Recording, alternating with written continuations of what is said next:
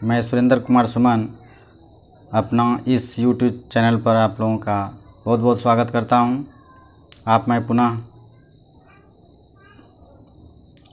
Physics chapter का first lesson प्रकाश का परावर्तन को लेकर आ गया हूं। आप सभी इस प्रश्न का उत्तर से लाभान्वित होंगे।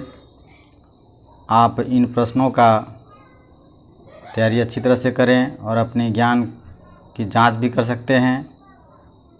इसमें से फर्स्ट लेसन का सभी ऑब्जेक्टिव प्रश्न को लिया गया है। आप देख सकते हैं कि आपकी तैयारी कितनी अच्छी है। आप इस क्वेश्चन के माध्यम से अपने आप की जांच भी कर सकते हैं। चलिए तो मैं बिना देर किए हुए अपने इस वीडियो पर आ रहा हूं। फर्स्ट लेसन प्रकाश का परावर्तन है। गोलीय दर्पण के परावर्तन पृष्ठ की वृत्ताकार सीमा रेखा का व्यास क्या कहलाता है। स्टूडेंट्स बताइए, गोलीय दर्पण के परावर्तन पृष्ठ की वृत्ताकार सीमा का व्यास क्या कहलाता है। तो आप सभी जान गए होंगे कि ऑप्शन नंबर डी ही आपका सही होगा। गोलीय दर्पण का द्वारक, गोलीय दर्पण का द्वारक जो है वृत्ताकार सीमा रेखा का व्यास कहलाता है। नेक्स्ट क्वेश्चन है, दंत चिकित्सक यानी दांत के जो डॉक्टर होते हैं, आप इसको ENT भी पढ़े होंगे बुक में, ये किस दर्पण का उपयोग मरीजों की दांतों का बड़ा प्रतिबिंब देखने के लिए करता है। तो स्टूडेंट्स आप समझ ही गए होंगे, ये अवतल दर्पण है। नेक्स्ट क्वेश्चन आपका, यदि किसी बिंब का प्रतिबिंब का आवर्धन ऋणात्मक है तो सीधा है कि वह वास्तविक और उल्टा प्रतिबिंब होगा। तो निश्चित तौर पर उसका प्रतिबिंब की प्रकृति ऑप्शन नंबर ए में आप देख सकते हैं, वास्तविक और उल्टा है। नेक्स्ट क्वेश्चन है, निम्नलिखित में से कौन सा दर्पण की फोकस दूरी की वक्रता त्रिज्या 32 cm है। वक्रता त्रिज्या 32 cm है तो आप सीधा इसका आधा कर दीजिए। वक्रता त्रिज्या का आधा उसकी फोकस दूरी होती है तो 16 सेमी होगा। तो ऑप्शन नंबर सी आपका सही हो जाएगा। नेक्स्ट क्वेश्चन है, परावर्तन के नियम से निर्धारित होता है। तो ये आप जानते होंगे, परावर्तन कोण आपतन कोण के बराबर होता है। बाकी तो ऑप्शन गलत लग रहा है, तो ऑप्शन नंबर ए ही आपका सही है। नेक्स्ट क्वेश्चन होगा स्टूडेंट्स, हवा में प्रकाश की चाल कितना होता है। तो आप लोग जानते होंगे, हवा में प्रकाश की चाल अर्थात निर्वात में प्रकाश की चाल 3 लाख किलोमीटर प्रति सेकेंड होता है। तो आप इसमें वैज्ञानिक संकेतन पद्धति में 3 × 10⁸ मीटर प्रति सेकेंड देख सकते हैं। ऑप्शन नंबर 8 ए आपका सही हो जाएगा। नेक्स्ट क्वेश्चन है कि प्रकाश किस तरंग का उदाहरण है। स्टूडेंट्स, प्रकाश एक विद्युत चुंबकीय तरंग है, इसलिए ऑप्शन नंबर आपका बी सही हो जाएगा। नेक्स्ट क्वेश्चन है, प्रकाश के परावर्तन के कितने नियम हैं। तो प्रकाश के परावर्तन के 2 नियम हैं। किस दर्पण में बड़ा प्रतिबिंब बनता है। स्टूडेंट्स बताइए, बड़ा प्रतिबिंब किस में बनता है। तो ये अवतल दर्पण होगा, इसलिए ऑप्शन नंबर बी आपका सही हो जाएगा। नेक्स्ट क्वेश्चन है, गोलीय दर्पण में फोकसांतर एवं वक्रता त्रिज्या के बीच में क्या संबंध है। तो आप सभी जानते होंगे कि R = 2F होता है। R = 2F या नहीं तो F = 2R/2 होगा। तो आप इसमें ऑप्शन से देख सकते हैं, तो ऑप्शन नंबर सी में आपका सही हो जाएगा। नेक्स्ट क्वेश्चन है, सर्च लाइट का परावर्तक सतह कैसा होता है। तो स्टूडेंट जानते ही होंगे, सर्च लाइट का परावर्तक सतह अवतल होता है। ऑप्शन नंबर बी होगा। नेक्स्ट क्वेश्चन है, दाढ़ी बनाने में कौन सा दर्पण का प्रयोग होता है। तो आप सभी जानते होंगे, दाढ़ी बनाने के लिए अवतल दर्पण के सामने मुख्य फोकस और दर्पण के बीच में चेहरा को रखा जाता है, तो ये दर्पण अवतल होगा स्टूडेंट्स। नेक्स्ट क्वेश्चन है, दर्पण का सूत्र क्या होगा। दर्पण का सूत्र हो जाएगा 1/f = 1/v + 1/u, इसलिए ऑप्शन नंबर डी आपका देख रहे हैं सही है। नेक्स्ट क्वेश्चन, किस दर्पण में केवल आभासी प्रतिबिंब बनेगा। तो स्टूडेंट्स, आभासी प्रतिबिंब इसमें आपका उत्तल में भी बनेगा और समतल में भी बनेगा। तो इसलिए ऑप्शन नंबर डी आपका सही हो जाएगा। नेक्स्ट क्वेश्चन है, समतल दर्पण के प्रतिबिंब में प्रकृति क्या होती है? तो प्रकृति होती है ये आभासी यानी काल्पनिक प्रतिबिंब बनाता है और वस्तु के बराबर बनता है, यानी उसकी दूरी भी बराबर होती है स्टूडेंट्स। ऑप्शन नंबर डी हो जाएगा। नेक्स्ट क्वेश्चन है, गोलीय दर्पण की फोकस दूरी उसकी वक्रता त्रिज्या की आधी होती है। तो ऑप्शन नंबर ए आपका सही हो जाएगा। किसी वस्तु का आवर्धित काल्पनिक प्रतिबिंब बनता है। काल्पनिक प्रतिबिंब किस में बनता है स्टूडेंट्स? तो अवतल दर्पण में भी बनता है। कब बनता है? जब दर्पण और फोकस के बीच में वस्तु उपस्थित हो तो आवर्धित काल्पनिक वस्तु से बड़ा और दर्पण के पीछे प्रतिबिंब बनता है। नेक्स्ट क्वेश्चन होगा, एक उत्तल दर्पण में बना प्रतिबिंब हमेशा होता है, कैसा होता है बताइए? ये हमेशा काल्पनिक होता है और वस्तु से छोटा होता है, इसलिए ऑप्शन नंबर आपका बी सही हो जाएगा। हरासित मतलब हरास, छोटा, कम। ईंट है, क्या है? पारदर्शी, अपारदर्शी, पारभासी, क्या है? ईंट को आप देख ही सकते हैं कि उसमें प्रकाश आर पार नहीं हो सकता है, तो पारदर्शी पदार्थ होगा। नेक्स्ट क्वेश्चन है, हमारी आंखें जो देख सकती है वह वस्तु क्या कहलाती हैं? तो ये दीप्त या प्रदीप्त दोनों हो जाएगा। दीप्त या प्रदीप्त पिंड होगा, इसलिए दोनों देख लीजिए, ऑप्शन नंबर सी में ही है। एक मनुष्य अब समतल दर्पण को 3 मीटर प्रति सेकंड की चाल से आ रहा है, तो मनुष्य को दर्पण में अपना प्रतिबिंब किस चाल से आता हुआ प्रतीत होगा? तो स्टूडेंट आप समझ सकते हैं, या 3 मीटर प्रति सेकंड की चाल से समतल दर्पण की ओर आ रहा है तो इसका दुगुनी दूरी हो जाएगी, यानी 3 दूना 6 मीटर प्रति सेकंड। ऑप्शन नंबर सी होगा। नेक्स्ट क्वेश्चन है, संयुग्मी फोकस संभव है किस में? संयुग्मी यानी संयुग्म, तो ये सिर्फ अवतल दर्पण में संभव है। नेक्स्ट क्वेश्चन है, एक उत्तल दर्पण की फोकस दूरी 20 सेमी है तो वक्रता त्रिज्या क्या होगी? तो स्टूडेंट सीधा इसका दुगुना कर दीजिए, F बराबर 2R होता है, तो दुगुना कर दीजिए तो 40 सेमी। ऑप्शन नंबर डी आपका सही हो जाएगा। नेक्स्ट क्वेश्चन है, यदि किसी वस्तु को एक दर्पण के सामने निकट रखने पर प्रतिबिंब सीधा बने लेकिन दूर रखने पर उल्टा बने तो वह प्रतिबिंब कैसा होगा? तो वह प्रतिबिंब दर्पण अवतल होगा स्टूडेंट्स। नेक्स्ट क्वेश्चन है, किसी दर्पण के सामने आप चाहें जितनी दूरी पर खड़े हों आपका प्रतिबिंब सीधा ही बनता है, तो वह दर्पण कौन सा है? तो आप यह जानते ही होंगे, समतल या उत्तल में केवल काल्पनिक प्रतिबिंब और सीधा प्रतिबिंब बनता है, इसलिए ऑप्शन नंबर आपका डी सही हो जाएगा।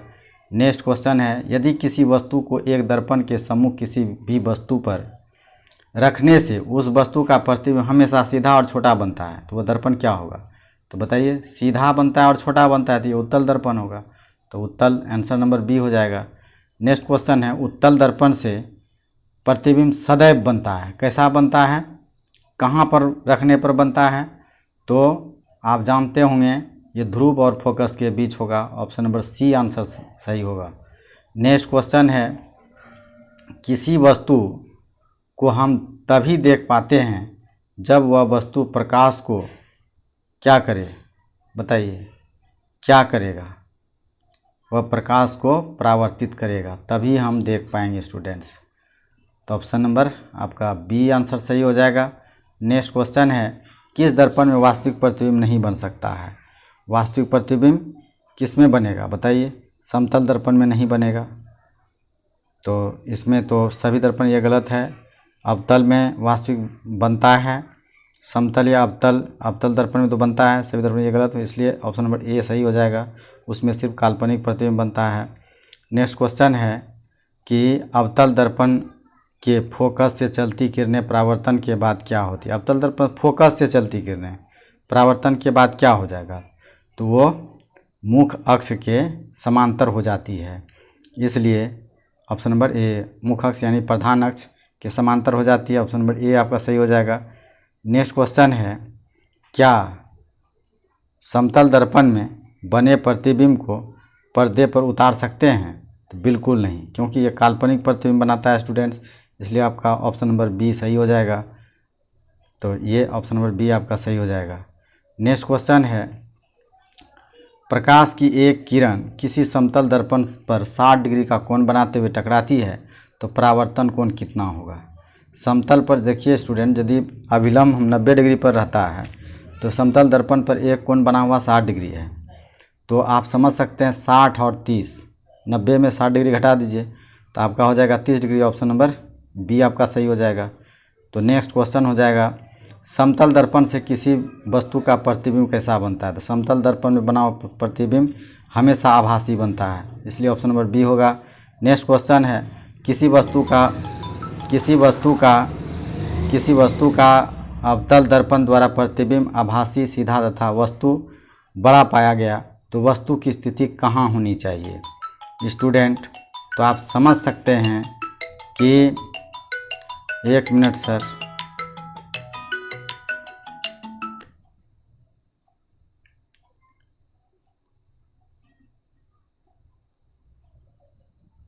क्वेश्चन मेरा छूट रहा है। समतल दर्पण के किसी वस्तु का प्रतिबिंब हमेशा आभासी बनता है। ऑप्शन नंबर बी आपका सही हो जाएगा। नेक्स्ट क्वेश्चन है, किसी वस्तु का अवतल दर्पण द्वारा बना प्रतिबिंब आभासी, सीधा और वस्तु से बड़ा पाया गया तो वो वस्तु की स्थिति कहाँ होनी चाहिए। तो आप जानते होंगे कि ये दर्पण के ध्रुव पर होगा, मुख्य फोकस के बीच, ध्रुव और मुख्य फोकस के बीच होगा। ये आभासी, सीधा, वस्तु से बड़ा और दर्पण के पीछे बनेगा, इसलिए ऑप्शन नंबर डी आपका सही हो जाएगा। नेक्स्ट क्वेश्चन है 35 नंबर, किस दर्पण द्वारा किसी वस्तु का वास्तविक प्रतिबिंब मिल सकता है। तो वास्तविक प्रतिबिंब किसका मिलेगा, तो अवतल दर्पण का मिलेगा। नेक्स्ट क्वेश्चन है, उत्तल दर्पण का बना प्रतिबिंब हमेशा कैसा होता है, सीधा और उल्टा, सीधा, गलत, हमेशा सीधा होता है, तो ऑप्शन नंबर ए सही हो जाएगा। उसकी नेक्स्ट क्वेश्चन है, अवतल दर्पण में आवर्धित काल्पनिक प्रतिबिंब बनाने के लिए वस्तु को कहाँ पर रखा जाता है। स्टूडेंट्स, ये फोकस के अंदर रखा जाता है ताकि वह काल्पनिक प्रतिबिंब वस्तु के पीछे आवर्धित और वस्तु से बड़ा बने। तो ये फोकस के भीतर होगा, इसलिए आंसर नंबर बी सही हो जाएगा। नेक्स्ट क्वेश्चन है स्टूडेंट्स,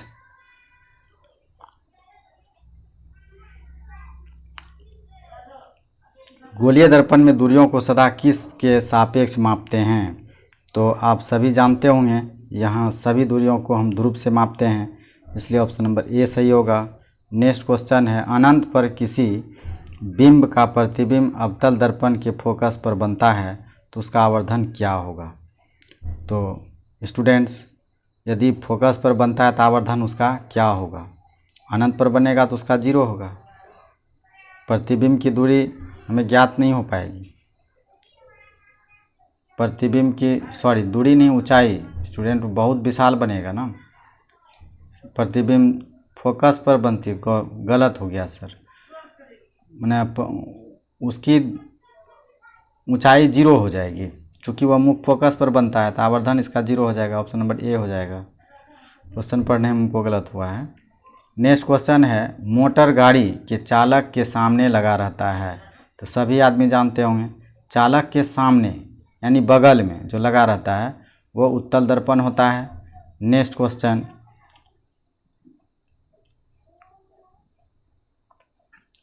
क्वेश्चन है स्टूडेंट्स कि किसी अवतल दर्पण द्वारा आभासी, काल्पनिक, सीधा और आवर्धित प्रतिबिंब तब बनता है जब वस्तु की स्थिति कहाँ होगी। बताइए तो, ये ध्रुव और दर्पण के बीच बनेगी, दर्पण और फोकस के बीच बनेगी। ऑप्शन नंबर डी आपका सही होगा।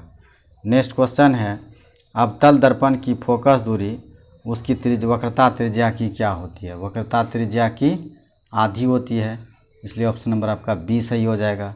नेक्स्ट क्वेश्चन है,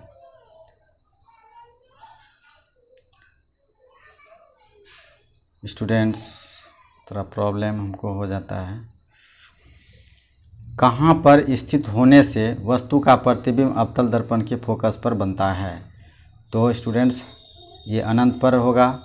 अवतल दर्पण के अनंत पर वस्तु रहने पर उसका प्रतिबिंब मुख्य फोकस पर बनता है, इसलिए ऑप्शन नंबर डी आपका सही हो जाएगा। नेक्स्ट क्वेश्चन है स्टूडेंट्स 55 नंबर, निम्नलिखित में किसके द्वारा एक बिंदु स्रोत के समांतर किरण पुंज मिलता है। समांतर किरण पुंज मिलता है, तो वो अवतल दर्पण होगा। आपको पहले क्वेश्चन में बताया है, ये रिपीटेड क्वेश्चन है, इसलिए ऑप्शन नंबर ए आपका सही हो जाएगा। नेक्स्ट क्वेश्चन है, वस्तु से छोटा और आभासी प्रतिबिंब इनमें किस दर्पण से प्राप्त होता है? वस्तु से छोटा होना चाहिए और आभासी होना चाहिए, कैसा दर्पण होगा? तो वस्तु से हमेशा प्रतिबिंब आभासी और छोटा होता है तो वह उत्तल दर्पण होगा। इसी कारण से तो पथ दर्पण यानी साइड मिरर के रूप में इसका उपयोग किया जाता है स्टूडेंट्स। नेक्स्ट क्वेश्चन है, किस दर्पण द्वारा किसी वस्तु का आभासी प्रतिबिंब प्राप्त किया जा सकता है? तो आभासी प्रतिबिंब स्टूडेंट्स हम समतल में तो पाते ही हैं, अवतल में भी पाते हैं। केवल अवतल नहीं कह सकते हैं, लेकिन अवतल में जब ध्रुव और मुख्य फोकस के बीच वस्तु रहती है तो उस स्थिति में आभासी प्रतिबिंब प्राप्त होता है।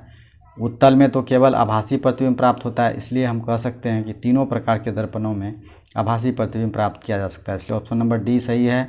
नेक्स्ट क्वेश्चन और लास्ट क्वेश्चन है मेरे इस वीडियो का, परावर्तन का कोण होता है। परावर्तन कोण स्टूडेंट समझते होंगे, परावर्तित किरण और अभिलंब के बीच का कोण को कहते हैं।